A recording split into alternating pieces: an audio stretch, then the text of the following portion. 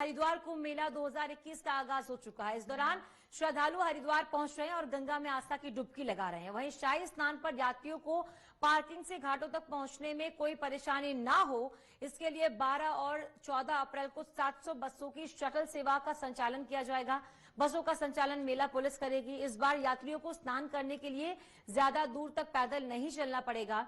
अब 12 और 14 अप्रैल को होने वाले शाही स्नानों को लेकर शटल सेवा की 700 बसें चलाई जाएंगी। ये बसें रेलवे स्टेशन पार्किंग से श्रद्धालुओं को घाटों पर ले जाएंगी।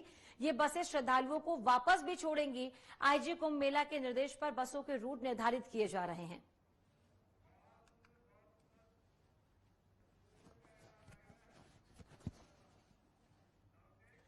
और संवाददाता योगेश लगातार हमारे साथ बने हुए, सीधे आपको हरिद्वार लिए चलते हैं। योगेश, देखिए बहुत सारी खबरें हैं। एक तरफ लगातार संक्रमण बढ़ रहा है, दूसरी तरफ प्रशासन की तैयारियां हैं, एक तरफ जो लोग आने वाले हैं बड़ी संख्या में उनको असुविधा ना हो उसके लिए भी तैयारियां हैं। ये मिली जुली सी प्रतिक्रिया आ रही है हरिद्वार से। बिल्कुल एक मिलीजुली प्रतिक्रिया ये जरूर है, क्योंकि अगर ये एक बड़ा फैसला लिया गया है और इसको सही रूपरेखा दी जाती है तो अच्छा है कि जो लोग, क्योंकि अगर पिछली बार जो पहला स्नान हुआ तो उसमें देखा गया था कि कई कई किलोमीटर से लोग जो है वो पैदल आ रहे थे। लगभग 3 से 4 किलोमीटर लोग पैदल आ रहे थे और उसके बाद स्नान करने के लिए जो है वो पहुंच रहे थे। और अब जिस तरह से ये बसें चली जाएंगी तो बहुत अच्छा फैसला है ये, लेकिन इसको सही तरह से इंप्लीमेंट करने की बहुत ज्यादा जरूरी है।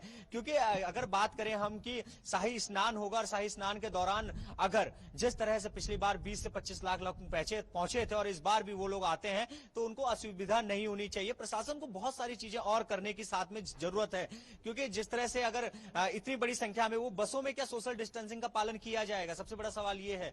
क्योंकि इतने सारे लोग आएंगे और सोशल डिस्टेंसिंग अगर पालन नहीं किया जाता, यहाँ पे सबसे जो मैं लगातार जो सवाल जो है हम लोग खड़े कर रहे हैं वो यही है कि आखिर जो घाट हैं सारे के सारे घाट क्यों नहीं खोल दिए गए हैं। एक ही घाट में जो 2 से 3 घाट ऐसे हैं जहां पे सभी के सभी जो है स्नान करने जा रहे हैं, क्योंकि सोशल डिस्टेंसिंग इतने सारे घाट हैं। अगर आप मेरे पीछे मैंने दिखाया जिस तरह से मैं अभी कुछ वक्त पहले खड़ा था तो पीछे घाट है, वो घाट पूरी तरह से खाली है। उस घाट में भी हो सकता है कि स्नान करने दिया जाए। और सब कुछ अब प्रशासन को देखना होगा, संभलना होगा, क्योंकि स्थिति बहुत खराब है कोरोना की। अगर यहां पर देखा जाए मामले बहुत ज्यादा सामने आने लगे हैं।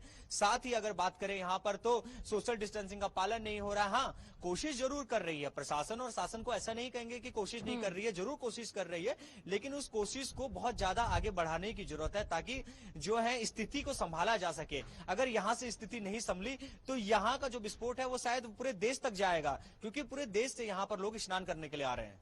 बिल्कुल। और योगेश, ये स्थिति भी कुछ समझ में नहीं आ रही है। एक तरफ हम कह रहे हैं कि सोशल डिस्टेंसिंग का पालन करिए, उन घाटों पर सोशल डिस्टेंसिंग का पालन कैसे हो पाएगा जहां बड़ी संख्या में, हजारों लाखों की संख्या में श्रद्धालु पहुंच रहे हैं। आपने बिल्कुल सही कहा कि बसों में कैसे इस चीज को हम फॉलो कर पाएंगे सोशल डिस्टेंसिंग का। अगर वहां पर डुबकी लगा रहे हैं तो मास्क का इस्तेमाल कैसे कर पाएंगे। ये तो दुविधा वाली स्थिति हो गई है श्रद्धालुओं के लिए।